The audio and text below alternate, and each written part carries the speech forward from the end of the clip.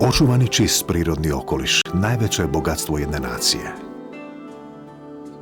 To je izvor njezina blagostanja i baština koja se prenosi na naraštaje koji dolaze. Tradicijska gradnja prirodnim materijalima krajolik ne nagrđuje, već se s njime stapa i oplemenjuje ga.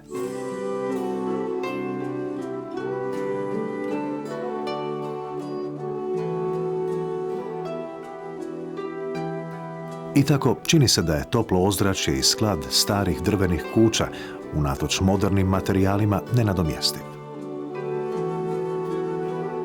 Znanje potrebno za obradu drva te vještina ruku stjecali su se i prenosili naraštajima.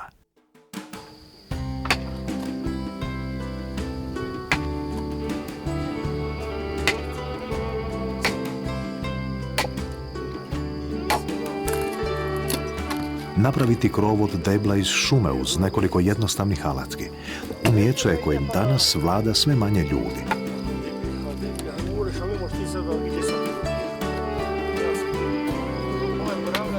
Šindra ili šimlja, kako kažu u ovom dijelu zapadne Like, dobiva se kalanjem jelova ili smrekova debla.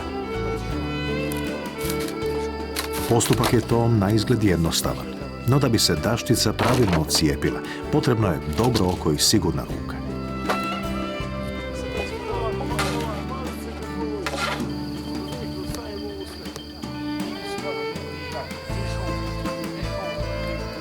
Dodatna obrada grubih daščica obavlja se nožcem ili diljačem na takozvanom stolu.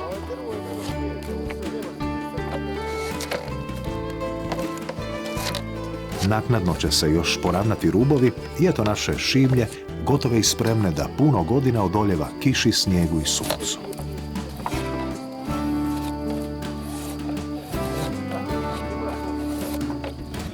Šimlju je moguće kupiti i već gotovu u trgovini. No, kao što to pjesnik kaže, odete, vratite se i nećete vidjeti ništa.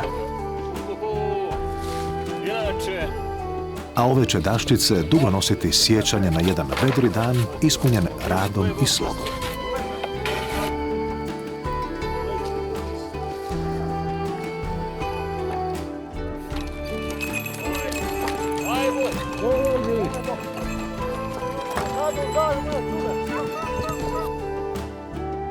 Štimlja je gotova i spremljena u ostavu. Tu će pričekati dan kada će zablistati na nečijem novom krovu, ispod velikoga ličkog neba.